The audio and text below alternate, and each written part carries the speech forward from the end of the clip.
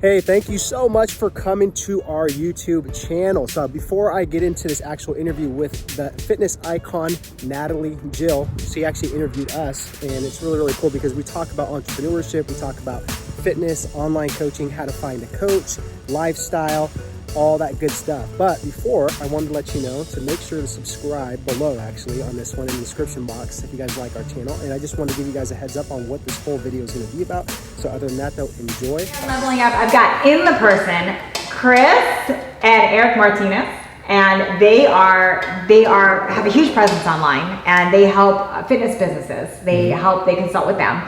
And when you look at them, they just look like they were born successful, that they had everything always together from the get-go, that they just came into the world to do this, and it was easy for them. And talking with them, I realized now that was not the case.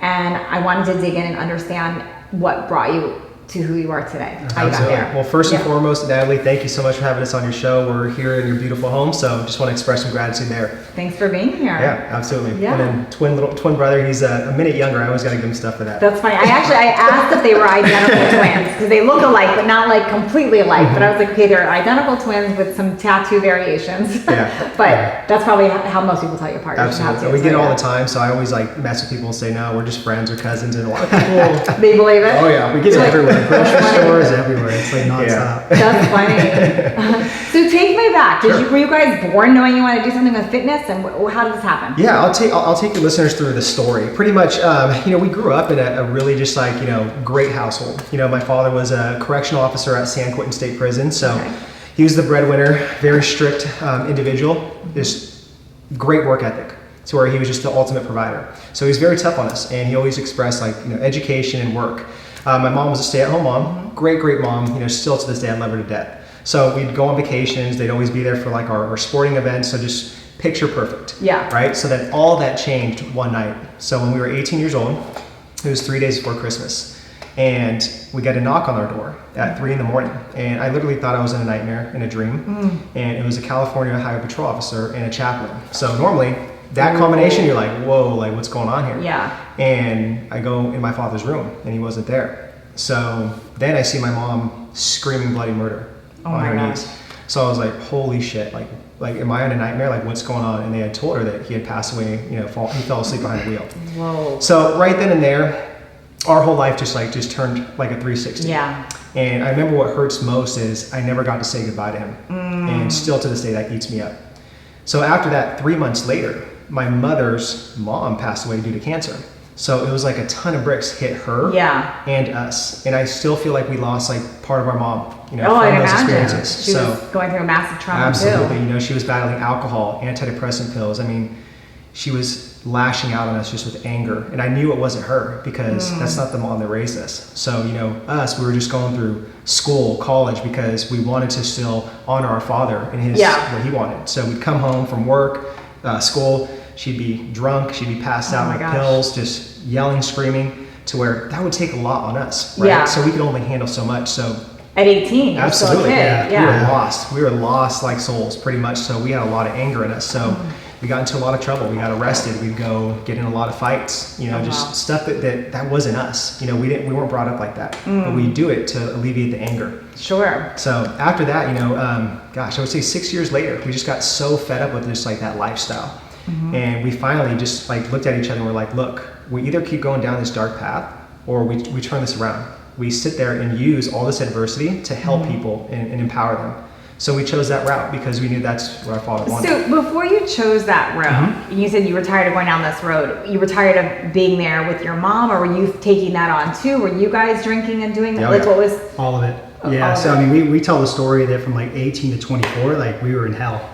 And I'm not afraid to admit it because, I mean, it was literally hell. Like those 6 years just battling everything that we were going through and such a dark time. That's where I look back and it's like we dodged a lot of bullets. Yeah. We dodged a lot of bullets. Yeah, so that could have been a tragedy right there. So you were the opposite of health at that time, I'm assuming. That you weren't fit or doing any of that. We were always like athletes and stuff and just still go through the motions, but we never took it really serious. Yeah. So what was that moment that you kind of had that realization? And was it one of you? Was it both of you? What happened? Yeah, it's actually funny. I was actually flipping through a muscular development magazine, and it was, I don't know if you know him, Dr. Lane Norton. Have you heard of him? Yeah, so he had a magazine in there, and like I was just like really, really inspired by, he was like a natural bodybuilder, he had a PhD, so I just hit him up, and like he started coaching us for about 2 full years. And just got fascinated with like our body composition changes, like the science behind. Like you hired him as a coach? Yeah, and after that, like we just hired him like for another 3 years to mentor us, because we're like, shit, like the online like coaching is very like early on right now. There's not too many people in it. We're twins. We have a good story. We actually care about people, so we had him mentor us, and we hired more coaches. Then we got certified as personal trainers, did some personal training,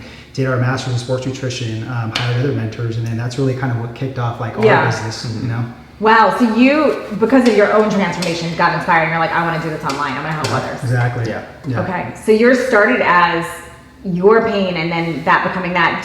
When did that flip to, we're not going to coach people on fitness and nutrition and all those things, and we're going to teach them how to build a business? Yeah, that's a great question. I would take it back a little bit too, because during that time when we were going through, the phase of like our coaching business to like help people with fitness, we hired a life coach. Okay. And I was very close-minded to that, but this guy became very highly recommended. I was like, there's something else we're missing here. There's, we need to learn more about like personal growth and personal development mindset, to where he was awesome. And he just opened up those doors for us to where that's where we're teaching a lot of our clients. And we mentioned that, there was a little bit of resistance there because it's hard to get people to do that and blend it in with fitness. And that's when we wrote our book, The New Era of Fitness, because all that talks about that. Because for us, it's just not about, going to the gym, just eating meals. That's so black and white to look at it. It's so interesting because like you're saying this, pretty much anyone I've ever talked to that is on the fitness side of business and super fit, what I've done in my business with my programs, we always all see that mindset's everything. It's like greater than the nutrition and the fitness. But what is it? Because the public doesn't get that. Like they don't want to hear it, but that we all know every single person that's fit will tell you the mental and the mindset overrides the nutrition and the workout. Why do you think that is? It's perception. It's from like seeing everything on the media. It's from just looking at people that like are ripped or super fit and just painting that picture that it was all about just being in the gym. It was all about like, abs or in the kitchen, that type of stuff. They don't understand though that to get those type of bodies, let's say they were genetically gifted, that's a whole other story. But secondly, those people had to have a strong mindset to literally like set these goals out, go into the gym, eat certain amounts of meals, this and that. So it's a mindset shift to sit there and get in that type of shape. People just don't find it sexy. But what's also interesting is there's definitely people that are super fit that spend hours in the gym and dialing their nutrition. There's also people that are super fit that only work out for 20 minutes and stay. So I don't believe that it requires like all of that, but I'll get messages, as you guys probably do too, and people will say, well, I would be fit too if I had the time to work out or if I had the money for nutrition. And I'm like, it's not even about that. Yeah, and just to add to your point, I think back to the mindset thing, it's resistance. It really is, because I think that a lot of people are resisting the change of the mindset just because of like past traumas. Maybe there's like some sort of fear that's going on to where their environment, is just really toxic. They don't have those right mentors to push them. They're not learning through osmosis. And I think all that collectively, just really goes into resistance to where they're like, no, I'm gonna still keep like, having that fixed mindset instead of growth mindset and play small. How did you know as like a kid from your dad that you guys would be entrepreneurs? Was that something that he spoke into? How did that come about? Yeah, he came from like an entrepreneur background because his dad owned a restaurant. He was very entrepreneurial, but my dad wasn't really like entrepreneurial. He actually worked at San Quentin State Prison. He was like a prison guard, like working with like worst of the worst people. But our mom used to tell us stories that I watch Orange is the New Black. Our mom used to tell us that he was like very into real estate. So he was going to start buying a bunch of properties and start doing like some passive income stuff like that. So that's the only thing I really knew about. But he never spoke to us about entrepreneurism. It was always usually about just like getting good grades and like staying in school, getting an education, very kind of like old school mindset with that type of stuff. So did you have to battle that at all? I know like with me, I've always thought like, what would my dad like? What would he like me doing? Did you have that conversation at all? Yeah, we never had that conversation with him. We were always trying to just like do what he wanted. Like, he always got us into soccer early on, and like I didn't really care for that, like basketball. So I did it just to please him. So definitely did a lot of that. But I think just even, once we figured out like about like, I don't know, it was weird. Like we went through a transition where we're working full-time jobs, like the age of like 23-ish. Okay. And we were just like so unhappy and miserable. Yeah. Like I thought I was like a cancer to like, the team. Yeah. So I was just like thinking like, why am I doing this? Like there's no way in hell I can continue working for somebody, like taking their orders and like just be so isolated and have this cap where I can't go anywhere. So that's where we first, pursued entrepreneurism as 24 years old. So talk to me about that, especially for listeners that feel like they're in that job, that they feel like it's not going anywhere, and they don't. What would you tell them? Do you think everyone should take the risk? Should everybody go for being an entrepreneur? What's your feelings around that? Yeah, that's a good Me one. personally, I don't think everybody should because they don't understand like what they're really getting themselves into. We've had like really, really big ups and downs too with it, and it's such a mind F. It really is at the end of the day. And you got to have some really thick skin and just really be resilient, relentless in this game of entrepreneurism. It really is at the end of the day, who can hang in there the most. So I'm always going to say, like, I think everybody should try it, just a little bit, like whether it's part-time or just a little side hustle, get their feet wet, just to scratch that itch. But if you can't go full-time into it, then I wouldn't sacrifice a lot for that. I just slowly build it up and just kind of get your feet wet and see how it is. Yeah, I agree.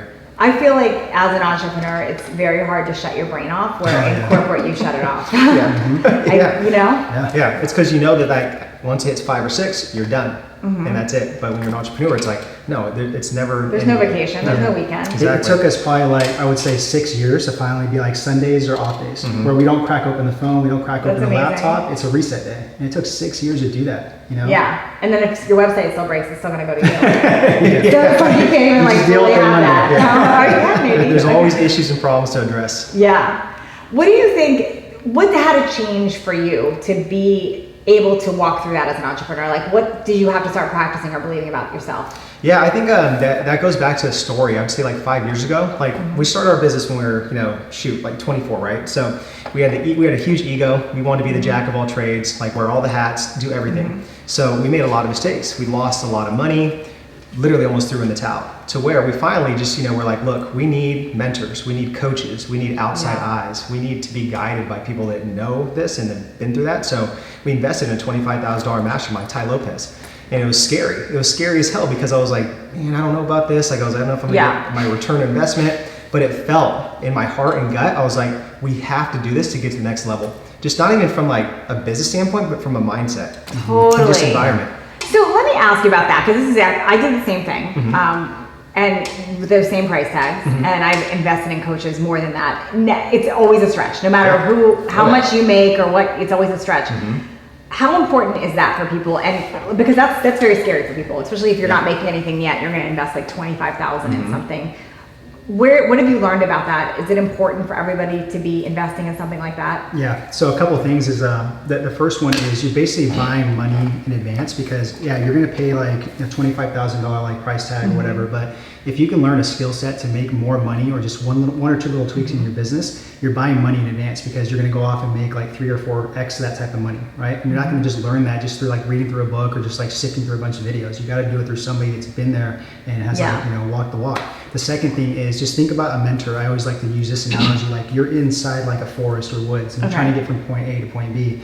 You could sit there and spend days, weeks trying to get through there, trying to find water, trying to survive. Who knows if you're going to get out, right? You might die. But if you have a mentor in a helicopter and they're like, hey, you need to go here to get some food, you need to go here to sleep, you're going to get out of there probably, most likely, right? That's what a mentor does. It just buys you speed. And can you talk about the difference between masterminds and mentors for people for that sure. don't know what that is? So that's a great one, because a mastermind is more of just like a community, right? You're buying like a tribe, which is great. I think that's great. We've experimented with that, and we've met some amazing people, and I like that because it's a good way to get your feet wet as an entrepreneur and just be around like-minded people, have that growth mindset, learn through osmosis, play bigger, gain confidence, right? But there's only so much you can do with that, because it's not like a set blueprint for each person. It's just all kind of like a one-size-fits-all. A coach, a mentor, is somebody that's going to literally hold you accountable. Like you're going to buy their time for whatever it is, like a full 8-hour day. And literally you have direct access to them, their resources, their brain, everything, to where it's just a good coach or good mentor is going to push you and hold you accountable. Yeah, it's just more specific. Like, do you need help with like personal branding? Yeah. Okay, go find a coach that's really good at that. Do you need help with like systems, process? Go find a coach that's really well known at that, Okay, so my next question around that, because I know people are wondering this, I'm about to ask, how do you find a good coach? But the question before that is, you scroll on Facebook now and everyone's a coach. It's like almost borderline, actually it's not borderline annoying, it's annoying.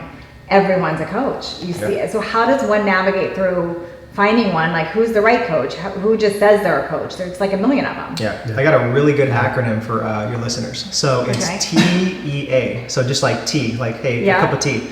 So this is really, you could use this for when you're going to look for a good mentor or coach. So the T stands for, theory, right? Okay. So does this coach, mentor have like good theories that are proven systems that he's actually done? Okay. The E is for experience. I think this is the number one big one. And you see all these people on social media that say they're a coach, this and that, but it's like, where's experience? Where's like the 5, 10, 15 years experience? Yeah. And that's something I look at because I know that they've dealt with shit, they've had losses, they've had wins, and they just are resilient. So the E, look for experience. A, are they taking action? Are they practicing what they're preaching? Everything that they're doing. So TEA. I like that. And their T sounds kind of like what I would always say, like I'm looking for a method, because I don't think anyone can be successful without a method. Yeah, absolutely. So they have to have a method that they're open to sharing. Now talk about the price of coaching, because that's like another one that people usually get sticker shock on. Yeah. And I get that. Can you speak into that a little bit? Absolutely. I mean, do you want to go ahead on that? Oh, go ahead. Just in general, because like they're all, everything seems to be in the same number. So Yeah, and I just think it goes back to the experience. I really, really do. It's like, I'm going to always kind of base that off of like what that person's experience is, and honestly, if it's like $5,000 for like, 8 hours, if it's $10,000, to me, that's worth it because you're going to expedite the learning curve and accelerate things. But I mean, it just really depends like on each person's pricing when it comes to a coach. Yeah, and just be very careful. Like, just what are their promises? Because there's so many coaches out there, like you said, that are going to sit there and overpromise and underdeliver. So always be very careful. Like, what are they exactly like promising you through this coaching day or through like this coaching program? What are you going to really get out of it? And I would just say accessibility. Like, how much accessibility do you have to them? Like, is it just is it the 8 hours? Then we're out. Like, you can't even text me or this and that, because to me that's huge. I want to be able to text that person if I have a question, and it's like, to me, I'll pay more for that. Yeah, I agree with you. I don't take a lot of coaching clients, but when I do, I give them like Voxer access to me. Yeah, like all, because I think that's important. That's an important role. How, looking back now, like what would you have done differently on your journey growing your business? I would have hired mentors and joined a mastermind earlier. Interesting. Yeah. Right when I first started, I would have done it. Yeah.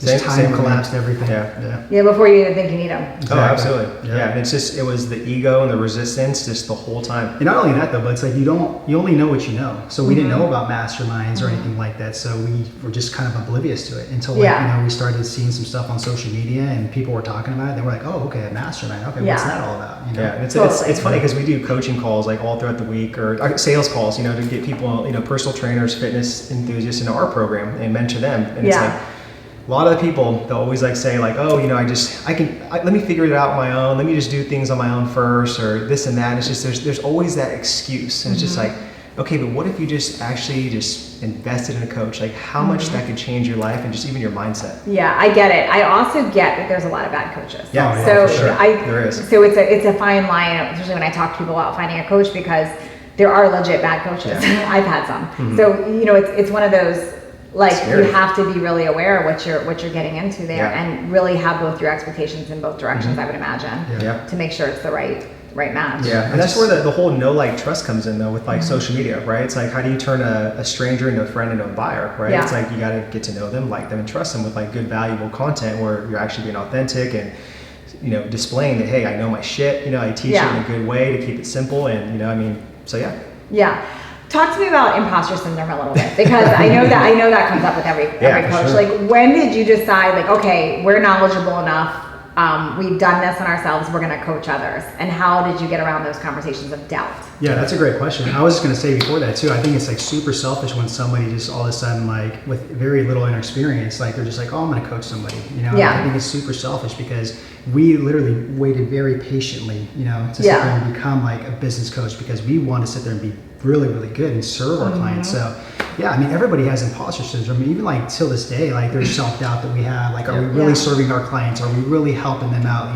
Are we really the right like coaches for them? So I don't think it's ever gonna really like die off. It's just one of those things you just have to keep working on, like a muscle. It's just like gotta work on that imposter syndrome muscle and just strengthen it. But I would say it was like 3 years ago, because that's when we started our business, the Dynamic Inner Circle, to help fitness pros grow and build their businesses. But it was about 3 years ago, and we were finally just like, okay, we've had a lot of coaches, we've had a lot of mentors, we've been in masterminds, so it's like, when are we going to launch this? When are we going to have the confidence to do it? And then we just did it. We just started off very slow, didn't charge a whole lot, and just got a lot of social proof, gave people a great experience and results. And after that, it kind of took off. Yeah, but it goes back to like what you said. We had the system and the method in place from doing it 7 years on our own. Right? Yeah. So you see other coaches out there where Very they've never had a fitness business or coach anybody online, but yet they're giving advice on how to do it. So where is the system? Where's the method? Where's the experience? Like You also had been coached and had been in mastermind, so Yeah. you also learned that way too. Exactly. Yeah. So Awesome. that's where you said like bad coaches come in. Yeah. And you see it all the time on Instagram and stuff. And Just to make a quick buck, nowadays, all you have to do is have like a huge following, and it's like you're like, oh, I'm that celebrity with the blue check mark, and it's like I'm a great coach, and I can, So it's scary. It really is. Yeah, I think, and as someone who hires coaches a lot, I've had to navigate through that as well. Yeah. So I get that, and then I'm very aware of it on the other side, coaching people that what they're coming to me with. What was like the worst experience you've had with like a coach that you hired?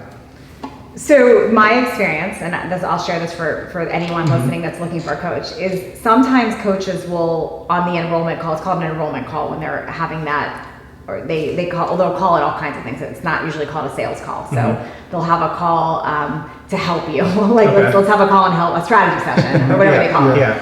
And when they get you to talk about all the things wrong, and then that happens to be the exact same thing that they help with.